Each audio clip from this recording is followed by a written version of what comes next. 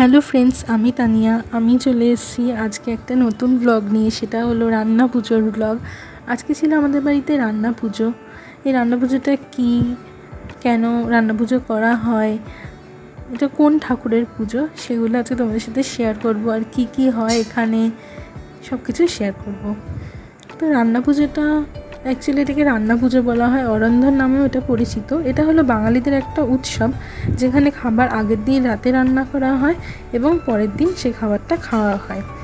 এটা অ্যাকচুয়ালি আমরা পুজো করি আমাদের যে উনান বা আমরা এখন যে গ্যাসে রান্না করি, যাই হোক, তো এই যেখানে আমরা রান্না করছি এই রান্নার দেবীকে বা তাকে সম্মান জানানোর জন্য পুজোটা করা হয়।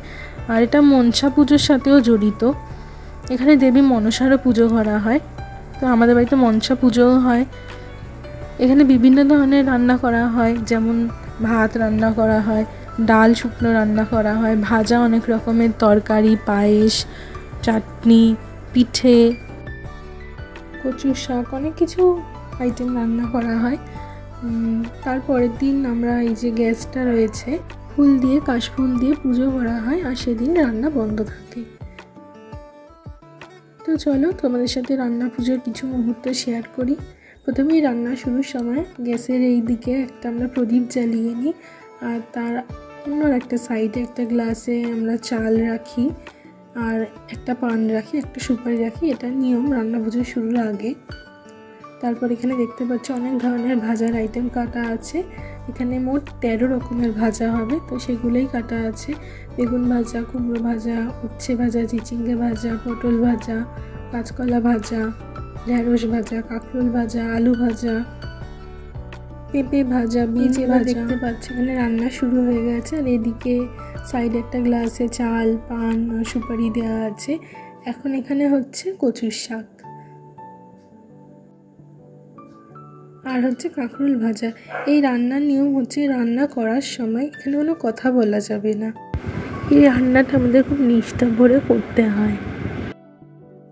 বাবা এখানে নারকেল কুড়ে নিচ্ছে, আমি নারকেল কুড়তে পারি না, তাই ভিডিও বানাচ্ছি। আর এইদিকে এই সাইডে কচুর শাকটা সেদ্ধ করে জল ঝরতে দেওয়া, আর এইদিকে চালতার চাটনির জন্য চালতাটা সিদ্ধ করে নেওয়া হচ্ছে। আর এখানে ভাত বসে গেছে। এই ভাতটা ঠাকুরের ভাত না, ঠাকুরের ভাতটা আলাদা করে মাল সাথে তৈরি হয়, ওটার একটা আলাদা নিয়ম আছে।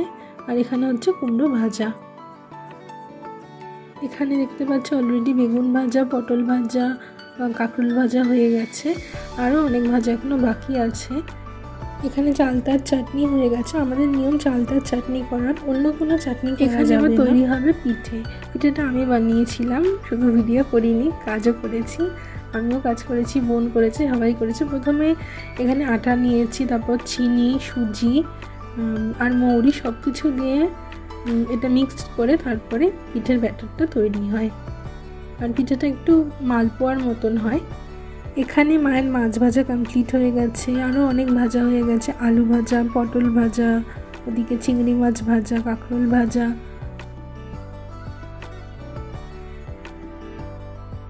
এখানে মা রান্না করছে পুঁই শাক, মাছের মাথা দিয়ে পুঁই শাক। এটা আমাদের গাছের পুঁই শাক। আর এখানে হয়ে গেছে পায়েস। আর এখানে ঠাকুরের ভাতটাও রান্না করা হয়ে গেছে। তেঁতুল দিয়ে, চালতা দিয়ে রান্না করতে হয়। আর এদিকে ঠাকুর বসানো হবে কালকে। যে এখানে নারকেল ছাই হয়ে গেছে আর চালতার চাটনি হয়ে গেছে। এখানে আমি পিঠেগুলো ভেজে নিয়েছি, পিঠেগুলো হয়ে গেছে। দেখতে পাচ্ছি পিঠেগুলো মালপোয়ার মতো দেখতে হয়েছে। এখানে মোটামুটি সব রান্নাই কমপ্লিট হয়ে গেছে। ঠাকুরের ভাত, পুঁই শাক, কচু, পায়েস, ভাত। আমাদের এই ঠাকুরের ভাতটা এটা সবার শেষে হবে, আর এটা খুব আস্তে আস্তে হালকা আঁচে রান্না করতে হয়, যেহেতু এটা মাটির পাত্রে রান্না হয়। এটা ভোরে সূর্য ওঠার আগে এই রান্নাটা কমপ্লিট। আর এই যে এখানে বাকি সমস্ত রান্না। পরের দিন সকালবেলা এখানে নাগনাগিনী আর 7 পুরুষকে পুজো করা হয়। তো এই ছিল রান্না পুজোর ব্লগ। তো তোমরা জানিও রান্না পুজোর ব্লগটা তোমাদের কেমন লেগেছে।